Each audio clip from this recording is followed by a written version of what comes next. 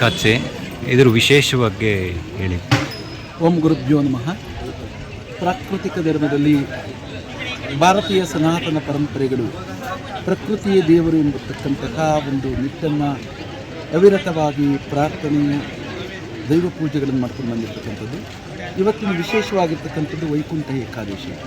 ವೈಕುಂಠದಲ್ಲಿ ಲಕ್ಷ್ಮೀನಾರಾಯಣನು ಸಮೇತವಾಗಿ ದಂಪತಿಗಳ ಸಮೇತರಾಗಿ ಮತ್ತು ವೈಕುಂಠದ ಸ್ಥಾನದಲ್ಲಿರ್ತಕ್ಕಂತಹ ಮಹಾವಿಷ್ಣುವು ಸರ್ವರಿಗೂ ಕೂಡ ಮೋಕ್ಷಗಳನ್ನು ಕೊಡ್ತಾ ಬೇಡದ ವರಗಳನ್ನು ಕೊಡ್ತಕ್ಕಂತಹ ಅವರವರ ಭಾವನೆಯಂತೆ ಯದ್ಭಾವಂ ತದ್ಭವತಿ ಅಂತ ಹೇಳ್ತೀವೋ ಆ ಭಾವನಿಕತನಾಗಿರ್ತಕ್ಕಂತಹ ಎಲ್ಲ ಆಶೀರ್ವಾದವನ್ನು ಕೊಡುವಂತಹ ಈ ಒಂದು ದಿನ ವೈಕುಂಠ ಸ್ಥಾನ ಅಂದರೆ ಸಂತೋಷವಾಗಿರ್ತಕ್ಕಂಥದ್ದು.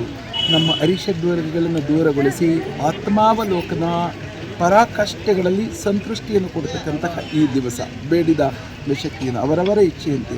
ಹಾಗಾಗಿ ಬಹಳ ಪ್ರಮುಖವಾಗಿರ್ತಕ್ಕಂಥದ್ದು ಸರ್ವರಿಗೂ ಕೂಡ ಒಳಿತಾಗಲಿ ಎಂಬತಕ್ಕಂತಹ ಭಾವನೆಗಳಲ್ಲೂ ನಮ್ಮ ಭಾರತೀಯ ಸಂಪ್ರದಾಯದಲ್ಲಿ ಪ್ರತಿಯೊಂದು ಮಹಾವಿಷ್ಣುವಿನ ಸನ್ನಿಧಿಯನ್ನು ಈ ದಿವಸ ದರ್ಶನವನ್ನು ಮಾಡಿ ಅವರವರ ಬ್ರಹ್ಮಚರ್ಯ ಗೃಹಸ್ಥ ವಾನಪ್ರಸ್ಥ ಸನ್ಯಾಸ ಚತುರಾಶ್ರಮದವರು ಕೂಡ ಅವರವರ ಭಾವನೆಗಳನ್ನು ಹಂಚಿಕೊಂಡು ಸರ್ವರಿಗೂ ಒಳ್ಳೆಯದಾಗಲಿ ಎನ್ನುವಂತಹ ದಿವಸವಾಗಿರುತ್ತೆ.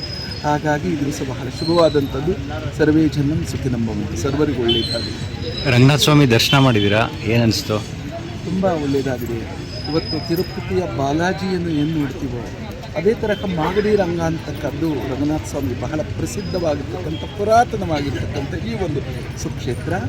ಹಾಗಾಗಿ ಆ ದರ್ಶನವನ್ನು ತಿರುಪತಿಯಲ್ಲಿ ಮಾಡತಕ್ಕಂಥ ದರ್ಶನವೂ ಒಂದು, ಇಲ್ಲಿ ಮಾಡತಕ್ಕಂಥ ದರ್ಶನವೂ ಒಂದೇ ಭಗವಂತನ ನಾಮದಲ್ಲಿ. ಹಾಗಾಗಿ ಬಹಳ ಶುಭವನ್ನು ಹತ್ತಿರ ಎಲ್ಲರೂ ಕೂಡ ತಿರುಪತಿಗೆ ಹೋಗಬೇಕಾಗಲ್ಲ. ಈ ಮಾಗಡಿ ರಂಗ ಅನ್ನೋದು ಪ್ರಸಿದ್ಧಿಯಾಗಿರ್ತಕ್ಕಂಥ ಪ್ರಾಚೀನ ಪುರಾತನವಾಗಿರ್ತಕ್ಕಂಥ ಕ್ಷೇತ್ರವಾಗಿರಿಸಿ ನಾವು ಕೂಡ ಪ್ರತಿ ವರ್ಷವೂ ಕೂಡ ವೈಕುಂಠ ಪರಿಶೀಲಿಸಿ ಬಂದು ರಂಗನಾಥ ಸ್ವಾಮಿಯನ್ನು ದರ್ಶನ ಮಾಡಿಕೊಂಡು ತಮ್ಮ ಸಂಕಲ್ಪವನ್ನು ಜಗತ್ತಿಗೊಳ್ಳೆಯದಾಗಲಿ ಅಂತ ತಿಳಿಸ್ಕೊಂಡಿರ್ತೀವಿ. ಧನ್ಯವಾದಗಳು.